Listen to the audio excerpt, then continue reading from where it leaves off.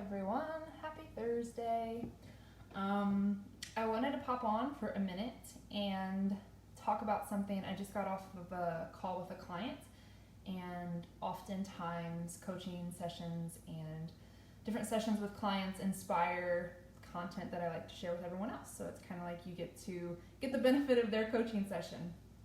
So many people over 15 years of working with people to change different lifestyle habits, health, healing, mindset. There's of course a lot of themes that I think are relevant to everybody. And this is kind of one of them, especially in the self-development, spiritual growth space or healing space. And that's what I'm going to talk about today. I'm going to talk about how do you know which modality or which tool you should be focusing on the most, and how do you know if you need to shift and maybe go a different area. So if you guys are hopping on, say hello. If you're catching the replay later, make sure to say hello. If you're new here, let me know where you're tuning in from. So basically the conversation with the client kind of started like this. I've been working with this client a lot on movement, and she had a lot of different restrictions and stuff in her physical health, so we kind of started there just to get the process rolling. And we've been working together for about a year. We've made a ton of progress, and oftentimes, after we make progress in one area, we start adding in different areas. We don't ever try to attack something from every area. And she kind of got into energy healing, and she saw an energy healer, and she knows, obviously that's part of what I do as well. And she basically asked, she's like, what do you think about, working on the chakras and aligning the chakras, and how does that fit in with everything that we do? I know you promote that and you encourage that, but is it going to help everything else I'm doing? And so basically what she was getting at is, should I be doing this too, or is it a waste of time? Which the answer, as often is the case, is in between. And the reason I say that is, yes, I believe firmly in energy healing and medicine. It's incredibly powerful. I think it can be transformative. I think it's amazing. There's incredible healers out there. There's ways to self-facilitate energy work. It cannot be overlooked in the big picture spectrum. What I think the issue is with that is 99% of the time people, I call it the Amazon Prime culture, people want to kind of one click, get something, get results sort of thing, and energy work kind of appeases to that. They're like, oh, I'll go to an energy healer and they'll assess my chakras and everything will be fine. That's rarely is the case. And I've done energy healing and practiced the healing arts for many, many years. I've studied it. I've seen everyone from a shaman to a reiki master. I've done incredible things in the healing and energy work space. So this isn't coming from a space of I don't understand it, or I don't get it, or I haven't studied it. This is coming from a space of, I think often energy work should be a very small part of the spectrum, and it's typically made the whole spectrum. And what I mean by that is, in life, if you're struggling with health or, deep-seated patterns where you self-sabotage, or you're constantly going backwards, you can't seem to make progress, you have thoughts that just go crazy, your mindset, you're always thinking negatively, and you can't progress in any area of your life. Well, energy healing, sure, maybe your root chakra or something is a little out of alignment, but that's not the cause. That's just a symptom of this bigger issue, which needs to be actually addressed through some big mindset work, some subconscious reprogramming. A lot of times, a huge percentage of the time, those habits and patterns are actually coming from trauma and a dysregulated nervous system. So if you followed me for any amount of time, or you've been to my website, you see that I start with two things always. The subconscious mind, which is 95%, and the somatic body. Those are both 95% of your thoughts, behaviors, actions, health, everything, 95%. The other 5% is your conscious thought, your mindset, what you're thinking consciously. And I would almost put energy work in that, even though it's really more on the somatic body. So you can go and get energy healing all day, every day, but if you're not working on your mindset, you're not working on your patterns and your behaviors, you're not looking at the deep root of why you had the issue to begin with, and you're not looking at your somatic body trauma, and then looking at, hey, what am I eating? How am I taking care of my body? Am I moving? Am I exercising?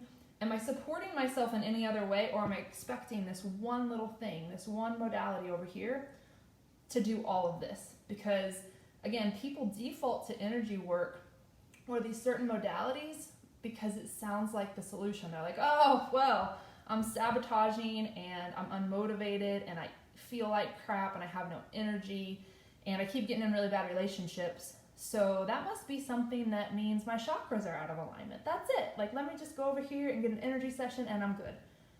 And it really puts all the responsibility on the healer, which again is very attractive to people. We all would love to show up and have someone else do the work. We don't want to do the work, the messy work, where we have to really look at what we're eating and really look at what we're watching and spending our time on.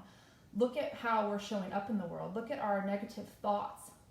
We definitely don't want to look at subconscious programming and beliefs and have to go into that messy room.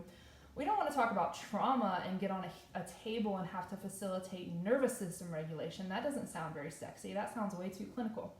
But this is where the healing happens, and this is where the transformation and the important work happens. So whether I'm coaching somebody in business, trying to facilitate healing through, for a physical issue, or just help people overcome depression and anxiety, those cores are 99% of the time, like, always where the problem is.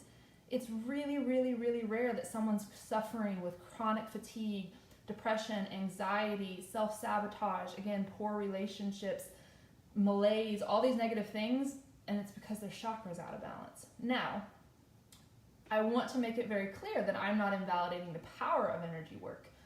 I'm just saying that I think as a whole, the energy healing field, especially the very commercialized version of it, where I'm not trying to call anybody out right now, but I kind of am.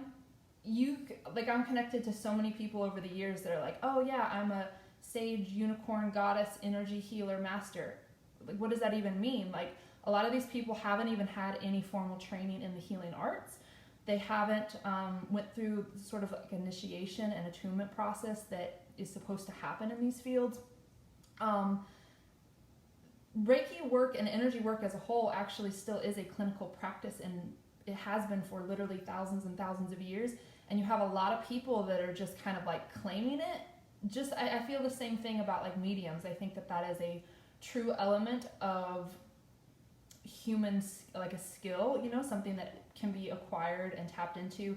And I think a lot of people are just capitalizing on it and pretending to be mediums and do readings and stuff to prey on vulnerable people that want that instant quick fix. So energy work, again, incredibly, incredibly powerful. Let me just show you these two books. So these two books, if you're interested in energy work to support what else you're doing, Donna Eden, her books are incredible. She is like the energy work guru and master.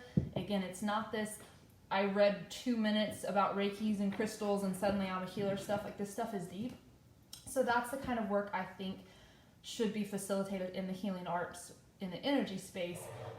But people go to these energy healers and they expect this total huge transformation of these physical and mental symptoms that literally can never really truly be assessed entirely by that. Again, the percentage of that being the case is so small that it's irrelevant, in my opinion. So again, if you are having fatigue or you're having all these other issues, somatic body, subconscious mind, right after those two things, you have to look at your lifestyle. You have to look at, what are you eating? Are you nutrient deficient? Everybody is. Are you overladen with toxins? Everybody is. You have to look at those things, because energy work is not going to touch that. Energy work doesn't come in and magically fill your body up with the right vitamins and nutrients. It doesn't magically eliminate toxins. These things are real issues. So energy doesn't override the tangible, elements of our lifestyles and our environments. And I think that's really important to note, because there's also a lot of shame in the kind of spiritual healing communities around, if you're sick or you have an illness or you can't heal, that you're just not kind of enlightened enough, you haven't done the right therapies or the right modalities, or you haven't believed enough, you're manifesting it, you're attracting it. I could go on and on with these kind of bullshit ideas of you should be able to heal yourself. And I kind of bought into them, like struggling with chronic illness for a long time. I put all my eggs in this, if I just believe I can heal basket. And it kept me from looking at the deeper physiological things that were going on, that energy work or mindset were never going to touch. They were never going to touch that. My nervous system was fried from like being in fight or flight. My adrenals were tanked. It was affecting my thyroid, so many different things. My chakras being aligned, they're a supportive measure in my healing journey. They have been, but it wasn't going to fix everything. So again, this was kind of spurred by the conversation with my client where she asked, hey, what do you think about this? And in short, my answer was yes, absolutely. Use it as a small tool in your tool belt. But the other thing that's like kind of unfortunate about people trying to make it the end all be all is because it can never be the end all be all, they won't ever use it at all. So they expect to go to this healer and get magically healed overnight from 30 years of something that's happening in their body. It doesn't work, and then they're like, oh yeah, energy healing, I tried that once, it didn't work. Well, it's like going to the gym one time. You're not going to get in shape, you're not going to feel the benefits, anything like that. So then people abandon ship, and they do that, like it's a classic cycle with people. They try all these different things, but they never fully commit. They don't stay consistent with it. And then they also don't actually create this sort of spectrum of wellness and transformation and healing with nutrition, mindset, subconscious mind. You got to work on your trauma and your nervous system and regulate that. You have to look at what you're eating. You have to look at all of those things collectively. And that is what my brands and my mission is all about. Because again, I went down a lot of different avenues, full force and exclusively, and kind of fell face first, like every single time. Like I never got the progress. I kind of drank the Kool-Aid and wanted to believe it was the end all be all, and it wasn't. And every time I backed up and looked at, hey, I can't sacrifice focusing on this to focus on here. I gotta, work on all of it. That's when change and transformation really started to happen. That was when I actually made the decision to close my gym because people were coming there, and even though we did so much more than fitness, they still were showing up wanting to just change their body, when really most of them needed to change so many other things, their mindset, their subconscious mind, all of that. And so, yeah, I just think it's an important conversation to be had, that these tools are a great addition to the bigger, deeper work, but they shouldn't be substituted. They shouldn't, if you're a practitioner or anything else, I think it's important to be transparent in that, to understand the scope of practice and the relevancy to energy work and how it pertains to people. Make sure you're not over-promising. Some people get into that because they had this amazing transformation themselves, and then they think everyone else is going to have that same thing. And that's where it gets really dangerous, because one person's anecdotal experience really causes the whole like, oh, this is magic, it's going to transform your life kind of thing, but it's still very, very limited. So let me see if there's any, I can't see any of the notifications. So I don't know if anybody's commented or anything, but if you have, I'll check this afterwards. And yeah, I just wanted to share this little piece of information or encouragement of big picture, big spectrum, getting the right support that's relevant to your issues, and working with somebody that understands what modality you actually need. I think that is one of the most lacking things with coaches, healers, practitioners, even in medicine. You have naturopaths, you have chiropractors, and there's a quote that says, if the only tool you have is a hammer, everything looks like a nail. And I think that applies to practitioners so profoundly, because if you don't understand all these other modalities and what they do and how they can work and all these different symptomologies, you'll just say, oh, well, my what I do can fix it. I'm the one. And you really do a disservice to the people that you're working with if you have that mentality. So that's all I wanted to share. If you guys have any questions, let me know. Hope you're having a good week, and I'll talk to you guys later. Bye.